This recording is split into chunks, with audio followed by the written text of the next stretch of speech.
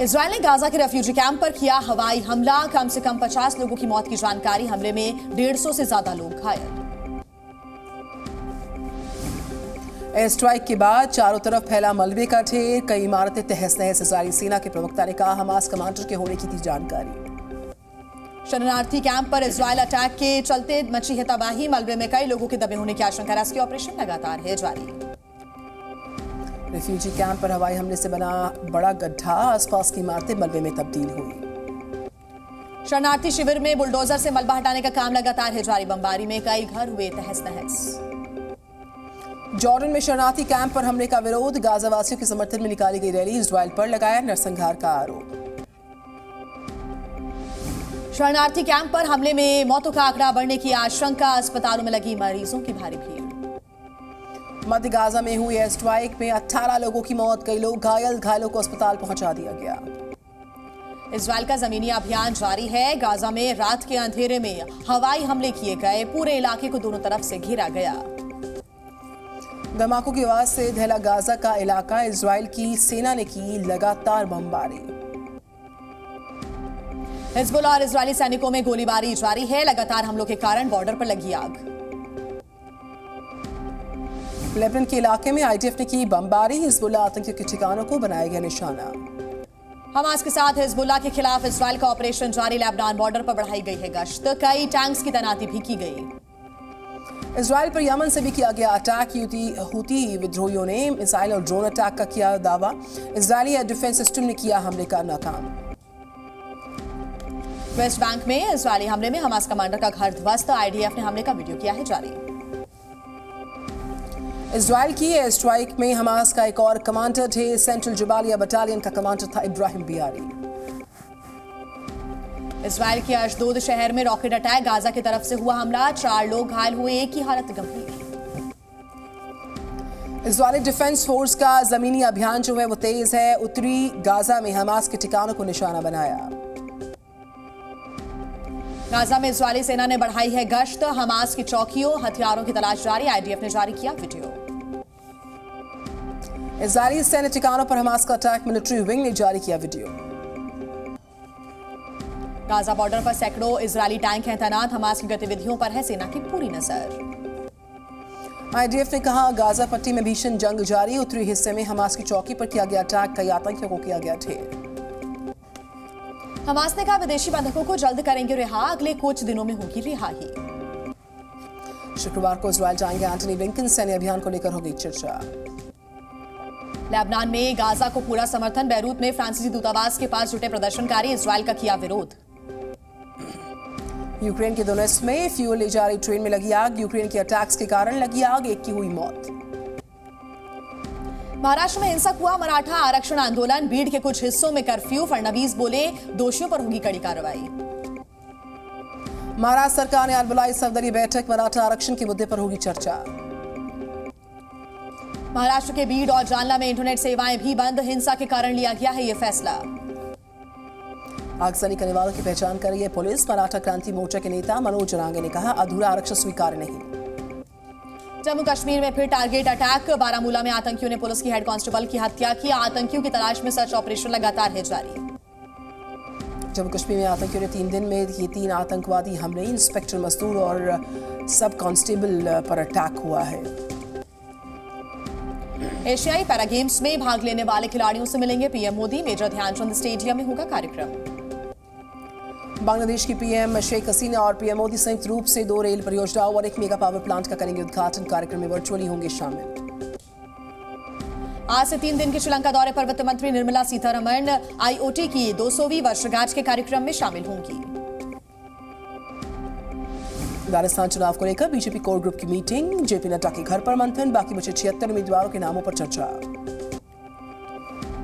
बैठक में गृह मंत्री अमित शाह हुए शामिल। राजस्थान बीजेपी के कई नेताओं ने हिस्सा लिया।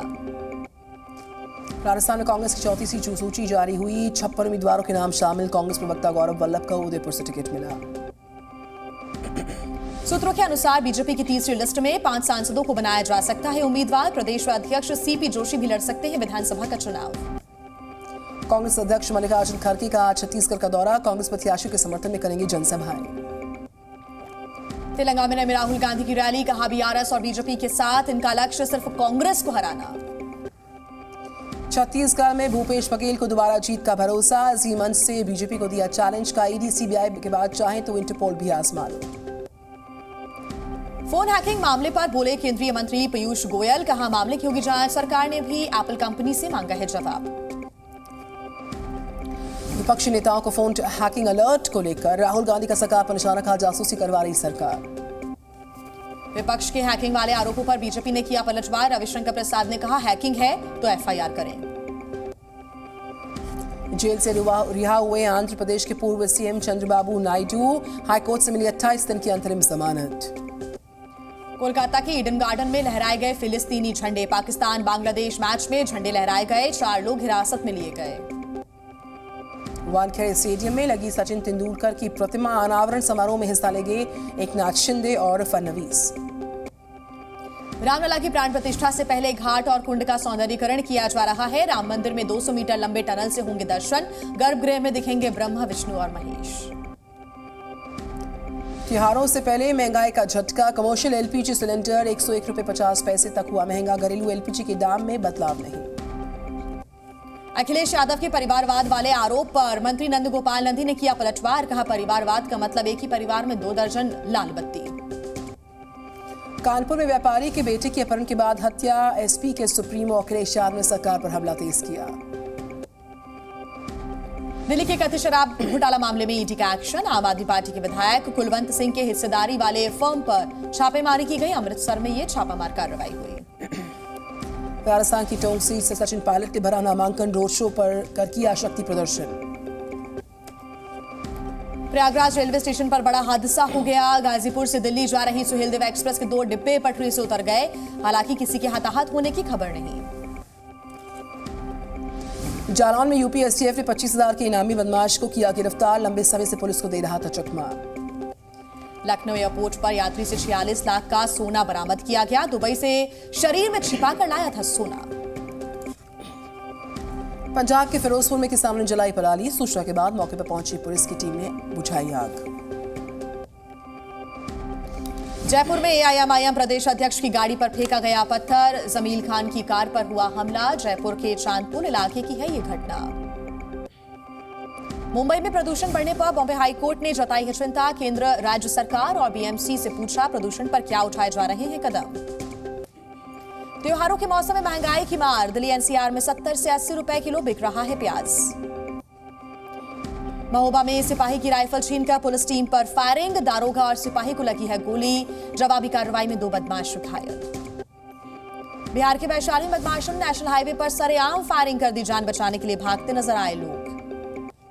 बिहार के सीतामढ़ी में बदमाशों ने 2 जगहों पर की फायरिंग में एक युवक को गोली लगी है, इलाज जारी। बिहार के सुपौल में दिव्यांग लड़की से सामूहिक दुष्कर्म के मामले में पुलिस ने एक आरोपी गिरफ्तार किया, बाकी आरोपियों की तलाश जारी।